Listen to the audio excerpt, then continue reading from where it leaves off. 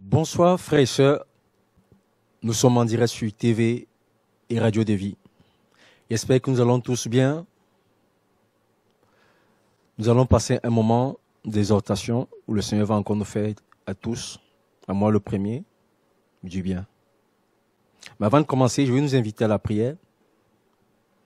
Seigneur, nous voulons encore, mon Dieu, nous humilier encore devant toi, qui déposer nos cœurs, qui déposer notre être, afin que toi, si tu viens changer en nous tout ce qui n'est pas de toi, Seigneur mon Dieu, que tu prennes la place en ce moment, que la chair se taise et que seul ton esprit nous conduit en toutes choses. Dispose nos cœurs, car toi seul es véritablement le seul véritable Dieu Jésus. Merci pour ton amour, au nom de Jésus. Amen.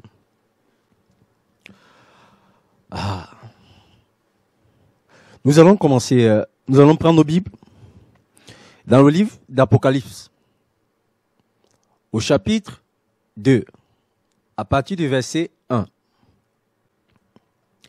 Écrit à l'ange de l'église d'Éphèse.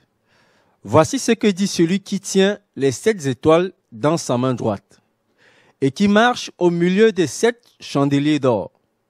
Je connais tes œuvres et ton travail et ta patience, et je sais que tu ne peux pas supporter les méchants et que tu as éprouvé ceux qui se disent apôtres et qui ne le sont pas, et que tu les as trouvés menteurs. Que tu as souffert, et que tu as eu de la patience, et que tu as travaillé dur pour mon nom, et que tu n'étais pas lassé. Mais, verset 4, mais j'ai quelque chose contre toi, c'est que tu as abandonné ta première charité. Verset 5, c'est pourquoi, souviens-toi donc où tu es tombé, repens-toi et fais tes premières œuvres. Autrement, je viens à toi à toute vitesse et j'ôterai ton chandelier de sa place si tu ne te repens pas. Amen. Là, nous sommes en train de lire ce passage d'Apocalypse chapitre 2 où le Seigneur parle à l'église d'Éphèse. Comme vous et moi aujourd'hui, nous sommes enfants de Dieu. Nous marchons selon les voies du Seigneur. Nous accomplissons ce que Dieu veut que nous fassions. Mais la Bible dit, il a quelque chose, j'ai quelque chose contre toi. Et quand le Seigneur le dit, le Seigneur dit, il a quelque chose contre cette église. Cette église, c'est toi, c'est moi. Tous les jours nous vaquons à toutes ces occupations. Le verset 2, il dit, je connais tes œuvres. Et Dieu connaît nos œuvres. Il connaît tes œuvres. Il dit ton travail. Il connaît ton travail. Il connaît mon travail. Comment on persévère. Il le sait. Ton travail. Il dit, je connais tes œuvres et ton travail et ta patience. Et je sais que tu ne peux supporter les méchants. Et que tu as éprouvé ceux qui se disent apôtres et qui ne le sont pas. Et que tu les as trouvés menteurs. Le Seigneur parlait de toutes ces choses-là. On n'a pas parlé là du péché. On n'a pas parlé du vol. On n'a pas parlé de mentir. On sait que tu es celui-là qui connaît ces paroles. Tu connais la parole. Tu la médites, tu la lis. Mais Dieu dit, il a quelque chose. Jésus dit, j'ai quelque chose contre toi. C'est que tu as abandonné le premier amour, la première charité. Cet amour que tu avais au début. Cet amour où tu passais du temps avec Dieu. Où tu écoutais plus Dieu. Où tu étais à ses pieds. Où tu soupirais seulement pour lui. Mais pourquoi Dieu le dit? Parce qu'à un moment de notre marche, nous sommes éloignés de ce premier amour. À cause de quoi? Sûrement à cause des préoccupations. À cause de quoi? À cause parfois des soucis de la vie. À cause des difficultés, des épreuves. Et on oublie l'essentiel. L'essentiel, c'est pas que tu viennes te réunir tous les jours avec des frères et sœurs. L'essentiel, c'est que tu puisses avoir une intimité avec Dieu. Parce que là, il travaillait. Il reprenait même ceux qui se disaient apôtres et qui étaient menteurs. Ils étaient patients, ils ont vu le fruit. Mais Dieu dit, l'essentiel, c'est lui. Jésus est l'essentiel de notre vie. Le premier amour. Il y a quelque temps, 3 semaines par là, je méditais dessus. Et je me suis mis à dire, Seigneur, aide-moi à revenir à ce premier amour, cette première charité. Ou quand je me suis converti, tout c'était Jésus. Ma préoccupation, c'était lui. Tout ce que pour entreprendre, c'était lui. Mais à un moment, on marche, on se rend compte qu'on avance, c'est vrai, le Seigneur. Mais il y a parfois, on se dit, mais on oublie l'essentiel. Imagine quand quelqu'un, imaginons quand quelqu'un est tout seul. Quand il est seul, il est à fond. Maintenant, quand la situation arrive, ça peut être les enfants, tout ce que vous pouvez imaginer. Les soucis de la vie. Qu'on lit un peu dans Matthieu chapitre 13, quand on nous en parle. Les soucis de la vie. Et qui nous amènent parfois à nous éloigner de l'essentiel. Pourquoi? Parce que, alors qu'on oublie une chose, c'est que Dieu veut lui d'abord, il veut sa première place. Quelle est la situation qui te permet qu'aujourd'hui tu ne retrouves pas le premier amour avec Jésus? Est-ce ton travail? Est-ce les enfants? Est-ce ton épouse? Les études? Les quoi? La maladie? Non. Le Seigneur veut que nous soyons là uniquement où il veut que nous soyons avec lui, rien que pour lui. Il nous a créés, vous et moi, à être avec lui. Pourquoi tant de soucis aujourd'hui? Nous devons pas nous conformer au siècle présent, à l'âge présent. Nous devons être renouvelés tous les jours. Pourquoi? Parce que chaque jour, nous devons travailler chaque jour à notre salut. Plus il y a des situations, plus nous devons travailler encore plus à notre salut. La foi doit encore augmenter. C'est-à-dire la foi qu'on avait hier, quand on était tout seul. Maintenant qu'on devient 2, il faut que la foi augmente encore. C'est-à-dire que ce qu'on était, tous les jours, nous devons travailler. Et ce n'est pas du tout facile. Mais c'est possible à la mesure où on se laisse à Jésus. On fait comme dans Romains chapitre 10, offrez vos corps en sacrifice. Oui, tu offres, c'est-à-dire quand je donne ma vie à Dieu, c'est-à-dire que je te donne le cadeau que je t'offre, je ne sais pas savoir ce que tu en fais. Tu fais ce que toi tu veux. Et c'est ce que Dieu veut, que le cadeau qui est ma vie, que je lui remets, il fait de ça ce qu'il veut. Pourquoi je vais me soucier du lendemain? Pourquoi je vais m'inquiéter du lendemain? Pourquoi je vais commencer à... Non, je dois laisser tout au pied de Jésus. Lui faire juste confiance. Et cette confiance a ramené ce premier amour, ce premier feu, ce véritable feu. Où tout, où mon cœur, où ton cœur, c'est totalement à Jésus. Le premier amour est le plus important. On a vu les œuvres. On a vu les œuvres. Et le Seigneur connaît ta patience. Il sait que il connaît. Tu ne supportes pas, il le connaît, Dieu le sait, il sait. Toutes ces choses-là, ta persévérance dans la prière, il sait, oui. Ta vie de jeûne, il sait, oui. Mais il dit une seule chose.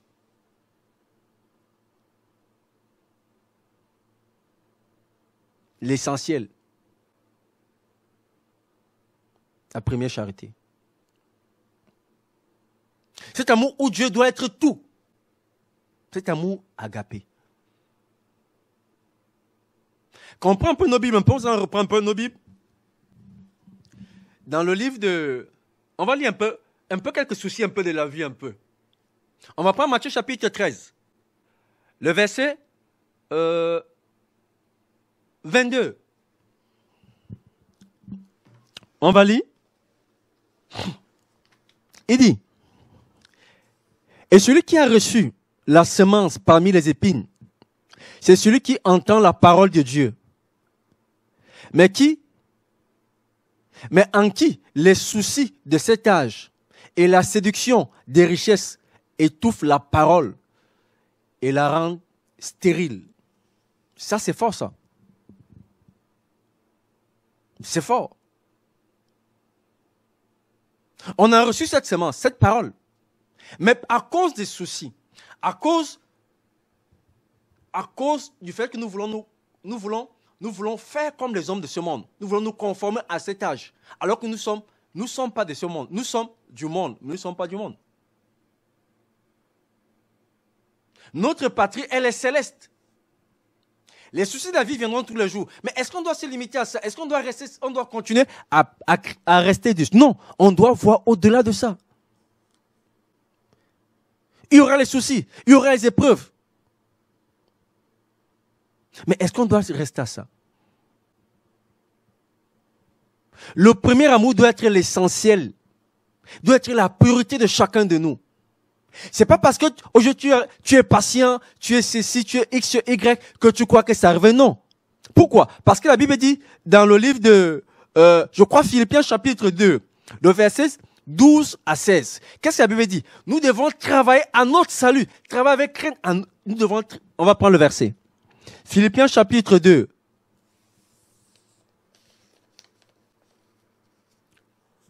Verset 12.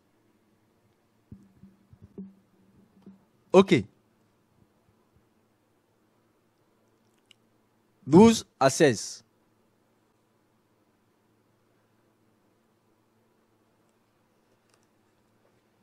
On va lire. C'est pourquoi, bien-aimés, comme vous l'avez toujours obéi, mettez en œuvre votre propre salut avec crainte et tremblement. Non seulement comme en ma présence, mais beaucoup plus maintenant que je suis absent. On dit qu'on doit travailler, c'est pas parce que on est sauvé en espérance, mais on doit travailler tous les jours à notre salut. Voilà pourquoi ce premier amour, cette première charité doit nous pousser constamment à travailler tous les jours. Tous les jours. C'est pas parce que je me suis converti aujourd'hui que j'arrive à me sanctifier un peu. Je dois continuer à me sanctifier. Je dois continuer à chercher la présence de Dieu. Je dois continuer à rester au pied de Jésus. C'est à ses pieds qu'on reçoit tout. C'est à ses pieds qu'on sent le cœur, on entend le battement du cœur du Père. C'est à ses pieds quand ce cœur est disposé. C'est du cœur à cœur. Où ton cœur était déposé sur les mains du Père et le Père donnait la forme qu'il voulait à ce cœur-là.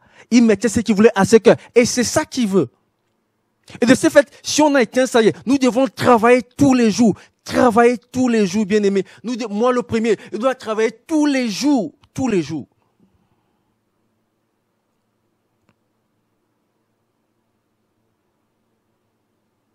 Et quand on continue un peu à lire encore, on va encore prendre notre verset. Quand on prend un peu Jean chapitre 14, le verset 17, qu'est-ce qui est écrit?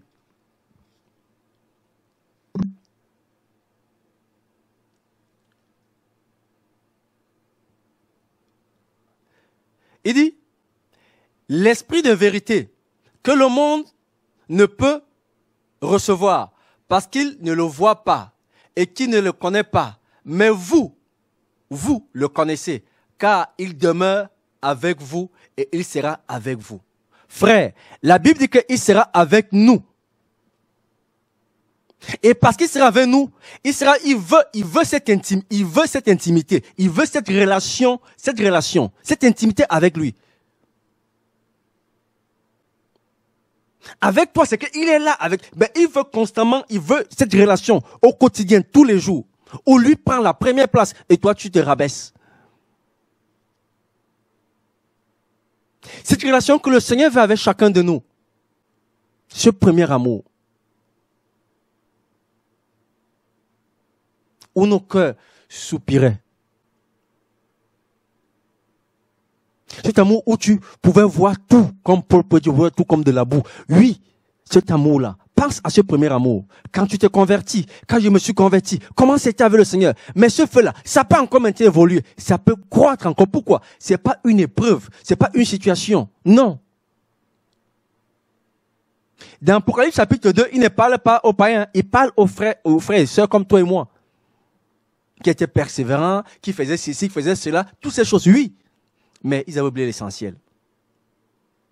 L'essentiel de ma marche, l'essentiel de ta marche, c'est cette intimité avec Dieu.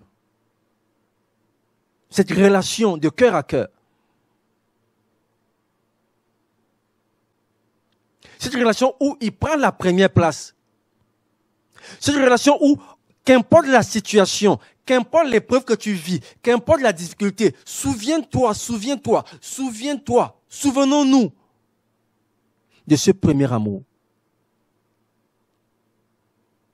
Travaillons en notre salut tous les jours afin de pouvoir revenir à ce Dieu merveilleux. À ce Dieu merveilleux. Et c'est parfois subtil. Parfois tu es non, j'avais plus à prier parce que ceci, j'avais pas fait. Non! Nous devons travailler. Je dois travailler. Je dois persévérer. Je dois continuer à tenir la marche. La marche, il est long. On doit encore persévérer. On doit chercher cette présence. Vous savez, je pense souvent, quand on devient parent et que on a un ou deux enfants et que l'enfant a fait peut-être une bêtise et que tu le mets dans le coin.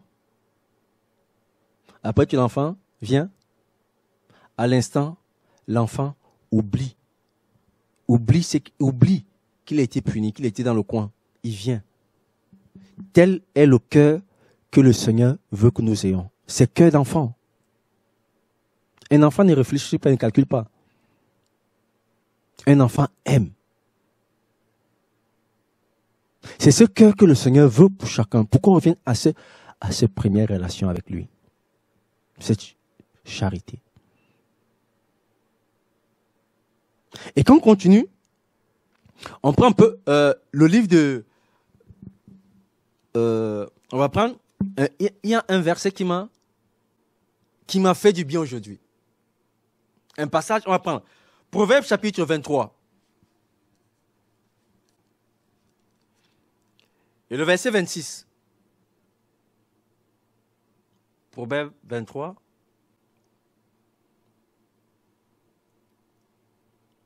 Proverbe chapitre 23, le verset 26.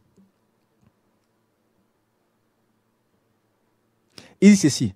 Mon fils, donne-moi ton cœur et que tes yeux observent mes voies. Le Seigneur dit, mon fils, voilà ce que le Seigneur veut. Voilà c'est ça que c'est mon cœur, c'est ton cœur. Il dit, mon fils, un père qui parle à son fils, mon fils, donne-moi ton cœur et que tes yeux observent mes voies. C'est une relation de cœur que le Seigneur veut. C'est un mot agapé, désintéressé. Où tu t'abandonnes entièrement à ce Dieu.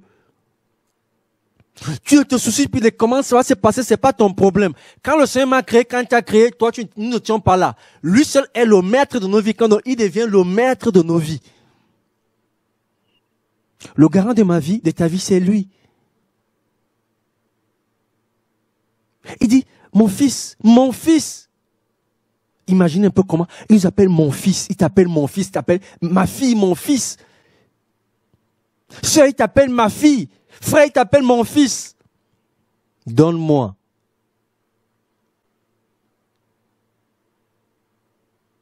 Donne-moi ton cœur. Pourquoi nos cœurs se trouvent-ils? Pourquoi parfois nous sommes dans les lamentations? Ça peut arriver, c'est vrai. Mais on doit réaliser qu'il y a ce père qui dit, mon fils, donne-moi ton cœur. Pourquoi le cœur? Le cœur est la partie vitale, une des parties principales vitales de la vie d'un homme.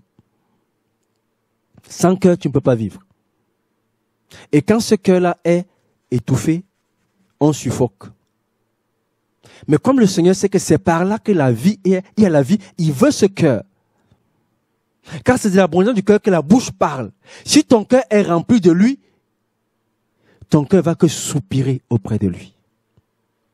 Qu'importe les situations, qu'importe les épreuves, qu'importe les pleurs, quand ton cœur sera rempli de lui, ce premier charité-là. Et c'est ça que le Seigneur veut de nous. Même si hier, ma sœur, tu étais partie à côté, mais il est possible de revenir. Il est possible. Même si tu étais tombé dans un péché, il est possible de renoncer à ce péché.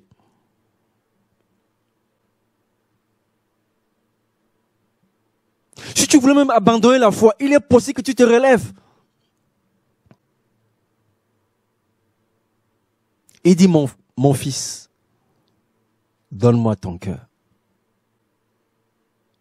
Mon cœur et ton cœur, Dieu les veut.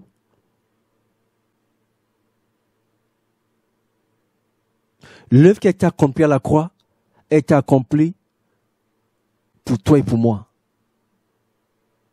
Même pour les membres de nos familles qui ne le connaissent pas, il a été accompli pour eux, pour l'humanité, afin que quiconque croit en lui ait la vie.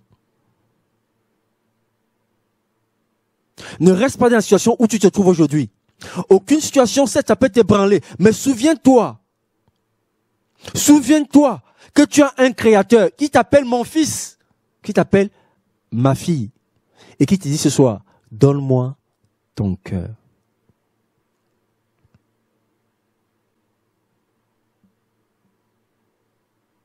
Et que tes yeux observent mes voies.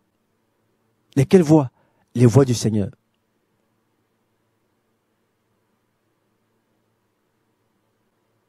L'âge est le chemin qui amène à la perdition. Et toi est resté et celui qui amène là, vers le Père. Nous serons épurés, c'est vrai. Il y aura la difficulté, c'est vrai. Il y aura la persécution, c'est vrai. Et il y a eu la patience, c'est vrai. Mais il a dit une seule chose dans Apocalypse chapitre 2. Et c'est ça. C'est ça qu'il attend de chacun de nous. De vous et de moi. Si tu étais abattu, prends courage, lève-toi. Si tu étais découragé, prends courage. Si tu vois tout ne marche pas, ça c'est une chose. C'est que tu passes une épreuve. Et chaque épreuve, il y a un résultat après. Ne te limite plus à ce que tes yeux te montrent. Ne crois pas à la foi, à ce que dit la parole de Dieu. Notre foi doit croître tous les jours. Notre foi doit tous les jours, notre cœur doit soupirer tous les jours auprès du Père. Soupirer afin de venir tous les jours à cette première relation avec lui. Cette première charité. Cet amour désintéressé, agapé. La Bible dit que Dieu a tant aimé le monde qu'il a donné. Il a donné. Frère, sœur, Jésus a donné. Il s'est donné, Dieu se donne. Afin de nous sauver, frère. Afin de nous sauver. Qu'est-ce qu'il y a de plus beau? Demeurer sur la situation où on est, ou revenir à cette première relation avec lui. C'est possible. C'est possible. Nous devons travailler tous les jours, chaque jour à notre salut. C'est pas facile, mais c'est possible. C'est possible avec le Seigneur. Faisons-lui confiance. Parfois, les mots vont nous manquer. Mais notre cœur à l'intérieur va soupirer. Et le Seigneur entend.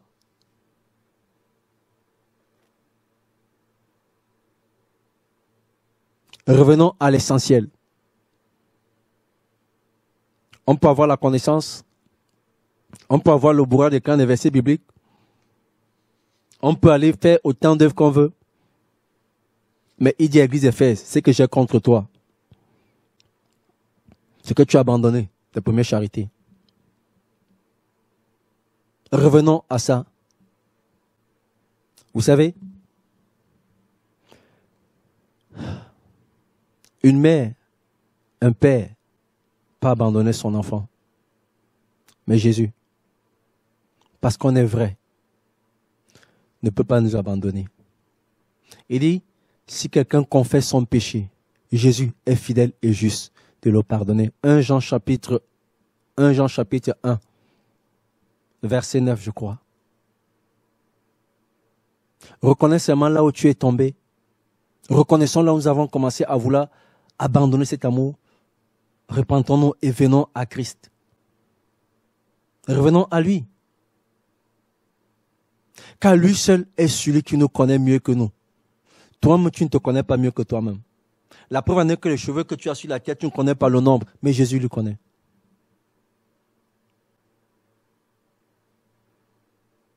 Il n'est pas venu pour nous condamner. S'il le dit, c'est pour que nous puissions nous réveiller.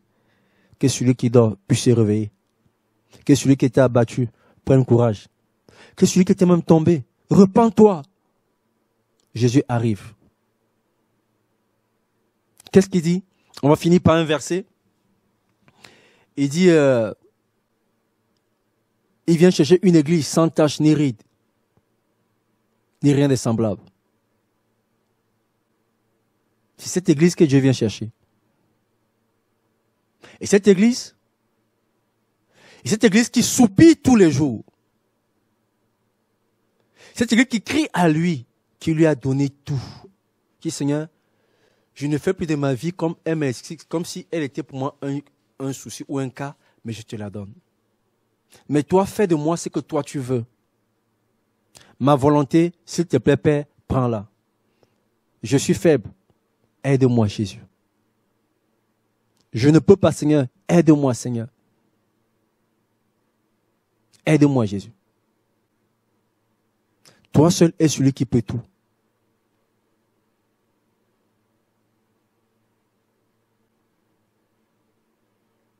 Car il est venu pour toi et moi.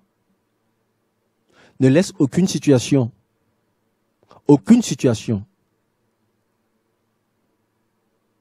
ne laisse aucune situation venir entrer cette relation avec ton Père. Ne laisse aucune épreuve.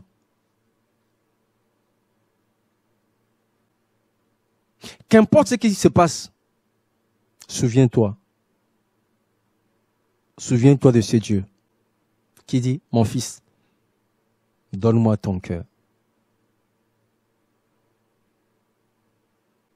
Le cœur, comme dit souvent, nos cœurs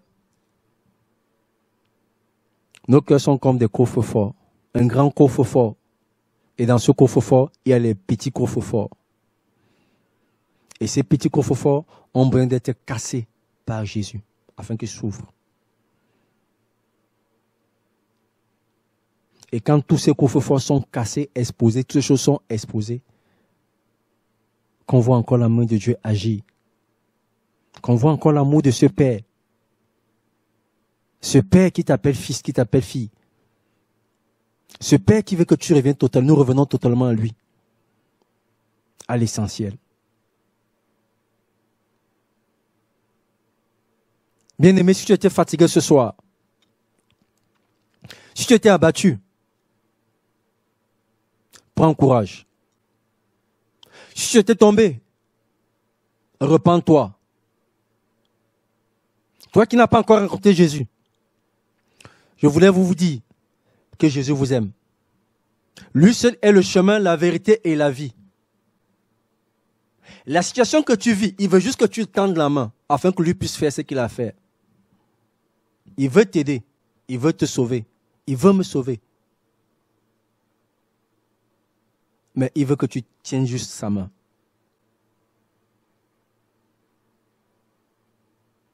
Vous savez, quand un enfant marche avec son père ou avec sa fille, tellement la main, quand l'enfant tient le bras de son père, il est rassuré. Ah, je sais de quoi je parle. Imaginons maintenant, ce sont enfants de Dieu. Quand Jésus tient ta main, tu es rassuré. Tu es rassuré. Qu'aucune situation, aucune épreuve, aucun démon ne pourra venir arracher ton bras de là. Quand tu lui donnes entièrement toute ta vie. Soyez fortifiés. Soyons encouragés. Préparons-nous. Le Maître arrive. Tout ce qui était encore sale, mettons de côté. Sanctifions-nous. Car il vient chercher une église sans tache ni ride, ni rien de semblable. Soyez bénis, soyez fortifiés. Que Jésus vous garde. Au nom de Jésus. Au revoir.